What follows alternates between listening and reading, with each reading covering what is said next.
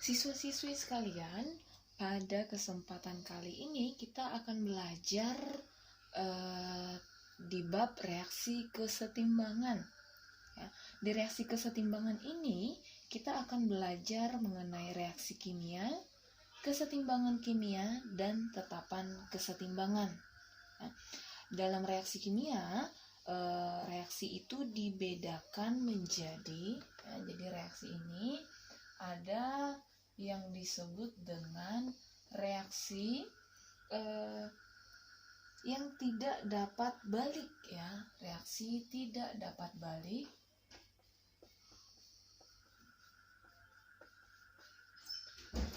Atau dengan kata lain disebut dengan irreversible. Ya. Kemudian ada juga yang kedua yang disebut dengan reaksi yang dapat balik atau disebut dengan reaksi reversible. Ya. Nah, ciri-cirinya bagaimana? Nah, untuk reaksi yang tidak dapat balik, ya, reaksi yang tidak dapat balik atau ini juga disebut dengan reaksi searah. Ya, ciri-cirinya antara lain persamaan reaksi ditulis dengan satu anak panah. Ya, satu anak panahnya ini nanti menuju ke produk. Kemudian reaksi akan berhenti setelah salah satu atau semua reaktannya habis. Kemudian produk tidak dapat bereaksi kembali menjadi reaktan. Kemudian reaksi berlangsung tuntas atau berkesudahan. Nah, itu dia ciri-ciri dari reaksi yang tidak dapat balik atau reaksi searah. Kemudian untuk reaksi yang dapat balik atau reversible atau ini disebut juga reaksi dua arah, ciri-cirinya antara lain persamaan reaksi ditulis dengan dua anak panah dengan arah yang berlawanan. Jadi kalau yang pertama ini tadi arah panahnya hanya satu seperti ini, di reaksi yang dapat balik arah panahnya ke dua arah. Nah, seperti ini dia. Ya.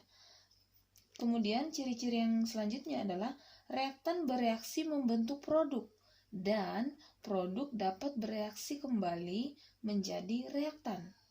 Kemudian ciri-ciri yang ketiga adalah reaksi ke arah produk disebut reaksi maju, sedangkan reaksi ke arah reaktan disebut reaksi balik. Nah, kemudian kita lanjutkan ke kesetimbangan. Kesetimbangan ini dibagi menjadi dua. Yang pertama adalah kesetimbangan homogen dan yang kedua kesetimbangan heterogen.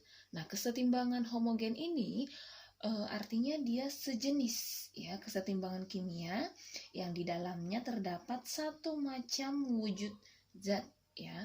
Di sini kita lihat contoh yang pertama, H2 dalam wujud gas, ditambah Cl2 dalam wujud gas.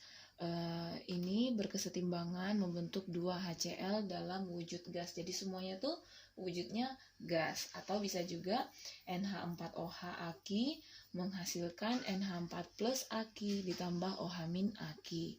Nah, ini semua juga fasenya sama. Ini yang pertama tadi sama-sama gas, yang kedua sama-sama akuos, semuanya, ya. Jadi itu disebut dengan kesetimbangan homogen.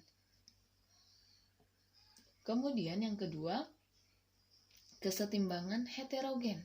Ya, kesetimbangan heterogen berarti kesetimbangan kimia yang di dalamnya terdapat berbagai wujud zat, misalnya gas, padat, cair, dan larutan. Ya, contoh yang pertama, C dalam wujud padatan atau solid ditambah H2 dalam wujud gas menghasilkan CO gas ditambah H2 gas. Ya.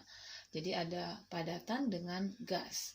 Atau bisa juga CaHCO3 2 kali dalam wujud padatan menghasilkan CaCO3 padatan, H2O liquid, dan CO2 gas. Nah, ini yang disebut dengan heterogen, di mana fase dari zat-zat yang bereaksi itu lebih dari satu. Jika hanya satu jenis, maka dia dinyatakan sebagai kesetimbangan homogen.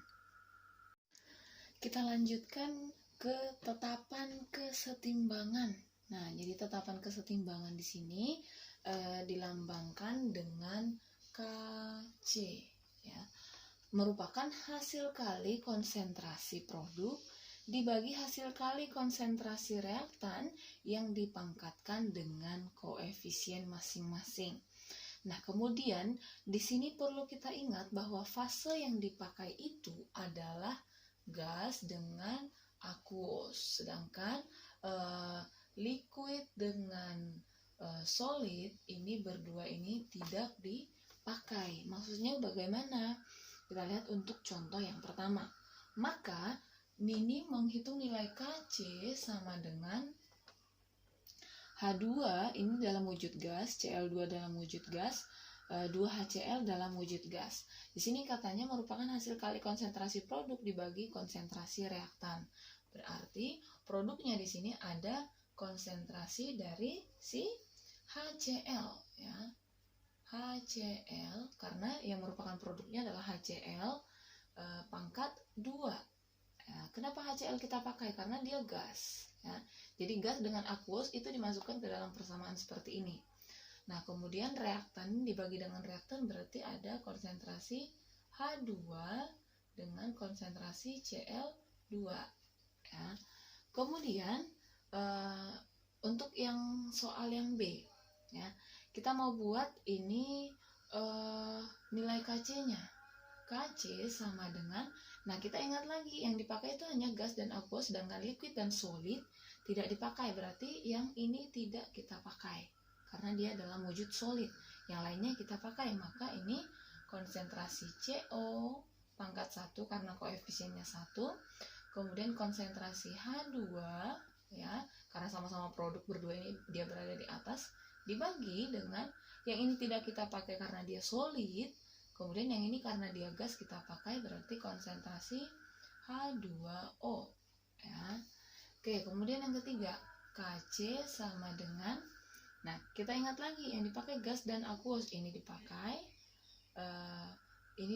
sedangkan ini solid tidak dipakai, liquid tidak dipakai ya. Jadi nilai Kc-nya sama dengan yang produk atau yang sebelah kanan, konsentrasi dari HCl pangkat 2 karena koefisiennya 2 dibagi konsentrasi BiCl3. Nah, seperti itu kita menentukan rumus dari tetapan kesetimbangan. Nah, kemudian sekarang kita lanjut ke pergeseran kesetimbangan dan faktor-faktor yang memengaruhinya. Nah, jadi pergeseran kesetimbangan itu ada beberapa faktor yang mempengaruhi. Yang pertama adalah perubahan konsentrasi. Nah, ini sesuai dengan asas Le Chatelier. Nah, ini dia.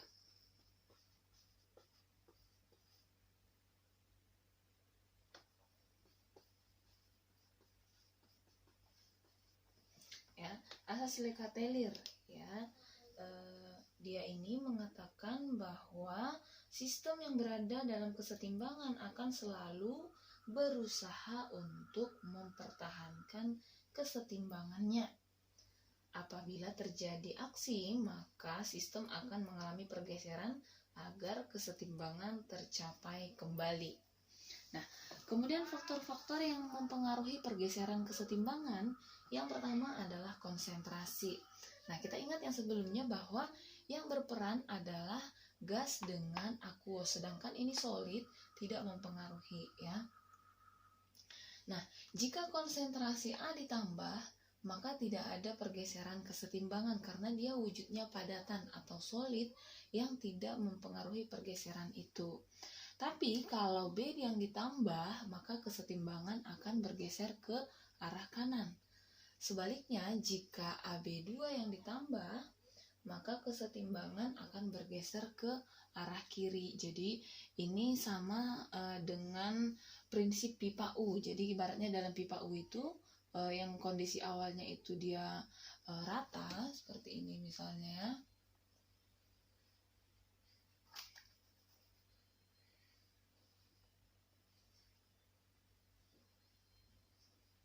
Nah, ini dia pipa U. Jadi kalau misalnya dari sebelah kiri ditambahkan suatu zat, maka nanti dia akan bergeser ke arah kanan.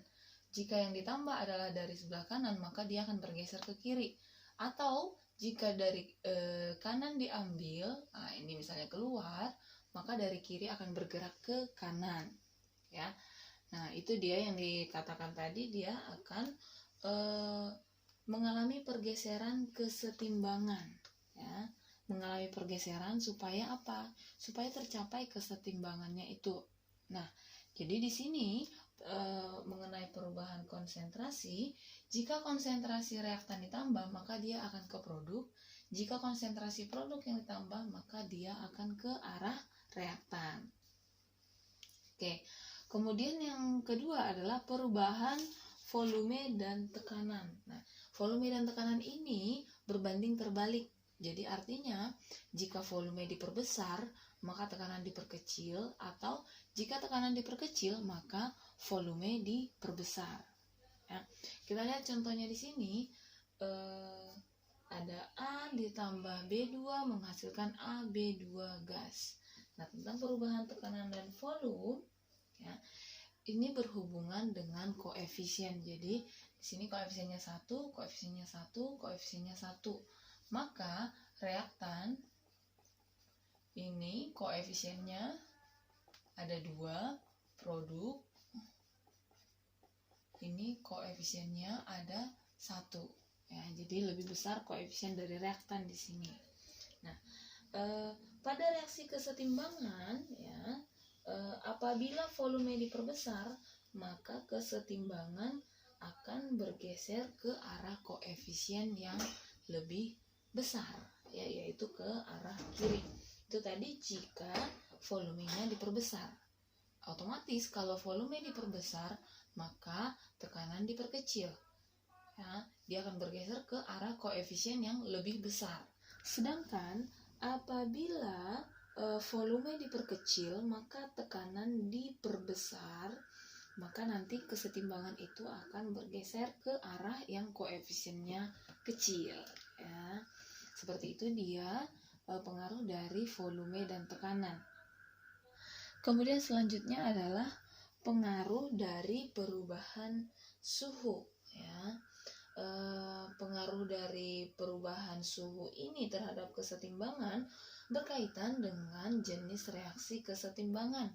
Apakah dia reaksi eksoterm ataukah dia reaksi endoterm? Nanti itu bisa kita lihat dari nilai delta H yang ada pada reaksi tersebut, ya. Kalau dia delta H-nya bernilai negatif, maka ini adalah reaksi eksoterm. Kalau dia delta H-nya positif, maka dia reaksi endoterm, ya. Nah, kemudian pergeseran kesetimbangannya bagaimana? Kita bahas dulu yang pertama pada reaksi eksoterm, ya.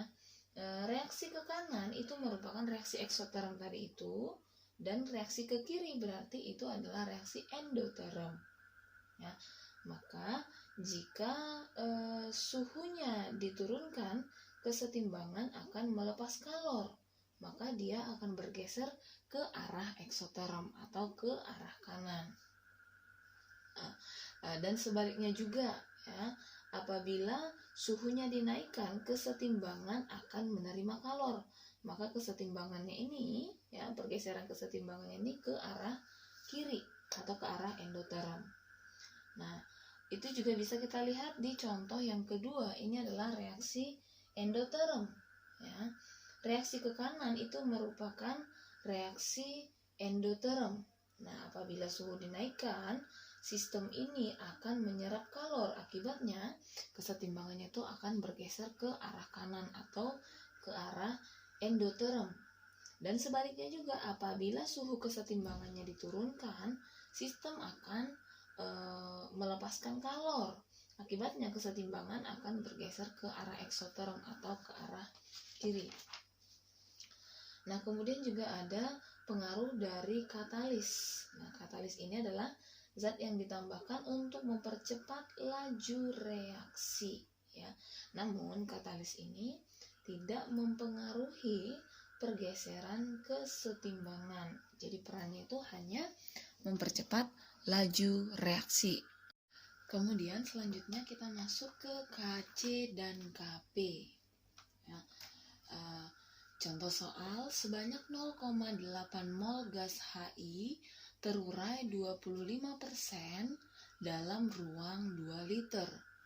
Jika pada suhu 300 derajat Celcius tercapai kesetimbangan, tentukan Kc dan Kp.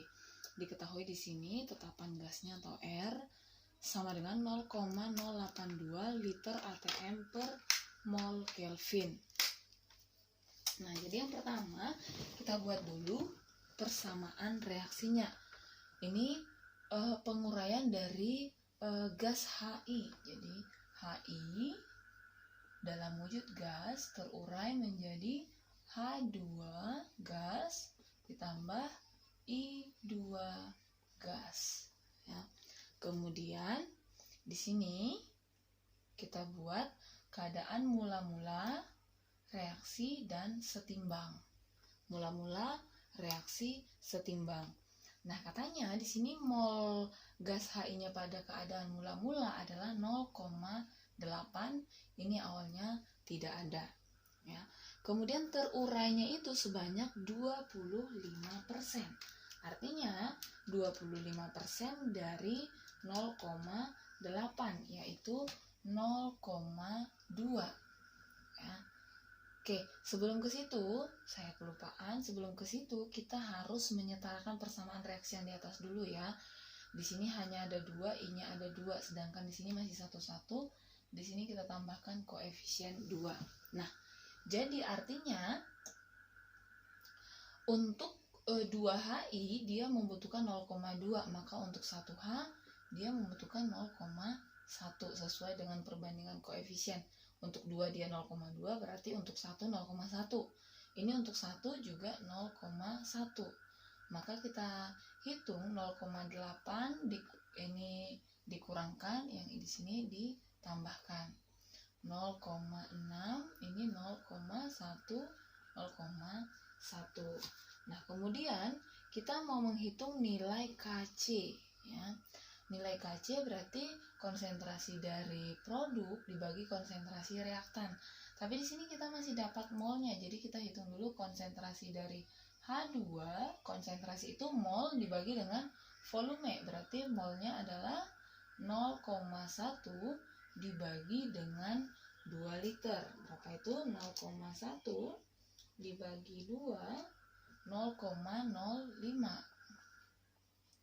Nah, berarti juga konsentrasi I2 sama dengan juga 0,1 dibagi 2 sama dengan 0,05. Kemudian kita hitung konsentrasi dari 2HI ya.